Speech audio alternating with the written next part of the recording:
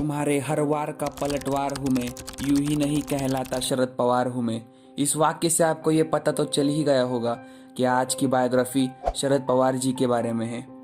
शरद पवार महाराष्ट्र के प्रमुख नेताओं में से एक, महाराष्ट्र के पूर्व मुख्यमंत्री, भारत के केंद्रीय मंत्रिमंडल में पूर्व रक्षा मंत्री एवं कृषि मंत्री, और इतना ही नहीं, भारतीय क्रिकेट नियंत्रण बोर्ड के अध्यक्ष।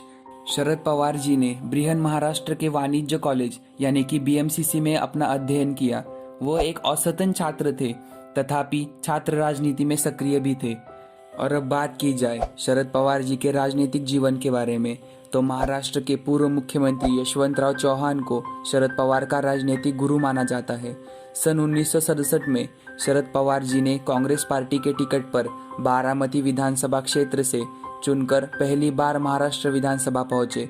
सन 1978 में शरद पवार जी ने कांग्रेस पार्टी छोड़ दी और जनता पार्टी के साथ मिलकर महाराष्ट्र में एक गठबंधन सरकार बनाई और पहली बार महाराष्ट्र राज्य के मुख्यमंत्री बन गए। सन 1980 में सत्ता में वापसी के बाद इंदिरा गांधी सरकार ने महाराष्ट्र सरकार को बर्खास्त कर दिया। सन 1980 के चुनाव में कांग्रेस पार्टी को पूर्ण बहुमत मिली और AR अंतुले के नेतृत्व में कांग्रेस पार्टी की सरकार बन गई। सन 1983 में शरद पवार जी ने भारतीय राष्ट्रीय कांग्रेस के अध्यक्ष बने और अपनी जीवन में पहली बार बारामती संसदीय क्षेत्र से लोकसभा चुनाव जीता।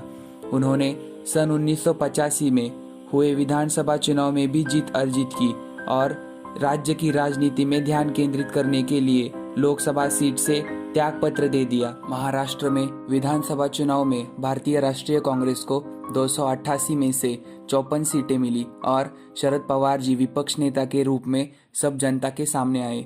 सन 1987 में शरद पवार कांग्रेस पार्टी में वापस आ गए। जून 1988 में तत्कालीन प्रधानमंत्री राजीव गांधी ने महाराष्ट्र के तत्कालीन मुख्यमंत्री शंकरराव चौहान जी को केंद्रीय वित्त मंत्री बना दिया, जिसके बाद शरद पवार जी को महाराष्ट्र राज्य का मुख्यमंत्री बनाया गया। सन 1989 के लोकसभा चुनाव में महाराष्ट्र के कुल 48 सीटों में से कांग्रेस ने 28 सीटें जीतकर विजय हासिल कर ली।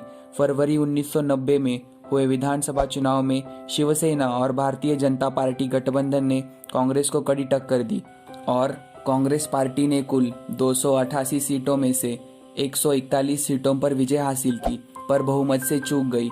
शरद पवार जी ने 12 निर्दलीय विधायकों के साथ समर्थन लेकर सरकार बनाई और मुख्यमंत्री बन गए। उसके बाद लोकसभा चुनाव में प्रधानमंत्री राजीव गांधी की हत्या कर दी गई, जिसके बाद अगले प्रधानमंत्री के रूप में नरसिंह राव और ND तिवारी के साथ साथ शरद पवार जी का नाम भी आने लगा, लेकिन कांग्रेस संसदीय दल ने नरसिंह राव को प्रधानमंत्री के रूप में चुना और शरद पवार जी को रक्षा मंत्री बनाया गया। मार्च 1993 में तत्कालीन मुख्यमंत्री सुधाकर राव नाईक के पद छोड़ने के बाद शरद पवार जी को एक बार फिर से महाराष्ट्र के मुख्यमंत्री के रूप में चुना गया।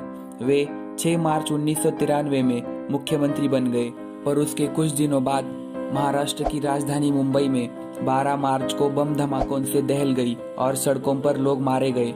विपक्ष के नेता सन 1995 के विधानसभा चुनाव में शिवसेना बीजेपी गठबंधन ने कुल 138 सीटों पर विजय हासिल की थी, जबकि कांग्रेस पार्टी ने केवल 80 सीटें ही जीत सकी। शरद पवार को इस्तीफा देना पड़ा और मनोहर जोशी जी को महाराष्ट्र का नया मुख्यमंत्री बनाया गया। सन 2004 में लोकसभा चुनाव के बाद शरद पवार जी ने UPA गठबंधन सरकार में शामिल हुए और उन्हें कृषि मंत्री बनाया गया। सन 2012 में उन्होंने सन 2014 का चुनाव न लड़ने का ऐलान किया ताकि युवा चेहरों को मौका मिल सके। तो इस तरह से 3 बार महाराष्ट्र राज्य के मुख्यमंत्री और केंद्रीय मंत्रिमंडल में भी अपना स्थान बनाए हुए शरद पवार जी को एक अनुभवी नेता के रूप में पूरे देश की जनता देखती है। उन्हें उनकी जिंदगी में बहुत सारी बीमारियों के साथ भी लड़ना पड़ा, लेकिन इतनी सारी बीमारियों के साथ लड़कर भी और लगभग 70 के बाद की उम्र में भी शरद पवार जी के हौसले आज भी बुलंद हैं। और ये हमें देखने को मिलता है हाल ही में हुए महाराष्ट्र विधानसभा चुनाव में। 2019 के विधानसभा चुनाव में शरद पवार जी की राष्ट्रवादी पार्टी में से कई सारे नेता वो पार्टी छोड़कर अन्य दूसरी पार्टियों में चले गए। लेकिन इतना सब होने के बावजूद भी शरद पवार जी ने अपनी पार्टी में से कई नेताओं को फिर से चुनकर ला दिया और महाराष्ट्र में बीजेपी जैसा बड़ा विपक्ष होने के बावजूद भी महाराष्ट्र में शरद पवार जी के बदौलत ही राष्ट्रवादी कांग्रेस और शिवसेना ये तीनों की सरकार बन गई और बीजेपी को विपक्ष में बैठना पड़ा। तो इस तरह से आज भी राजनीति में सक्रिय रहने वाले शरद पवार जी के बारे में हमारा ये वीडियो आपको कैसा लगा? कृपया इसी तरह के वीडियो देखने के लिए हमारे चैनल को सब्सक्राइब करें और इस वीडियो को लाइक करें और शेयर करें। आपका बहुमूल्य समय देने के लिए बहुत बहुत धन्यवाद।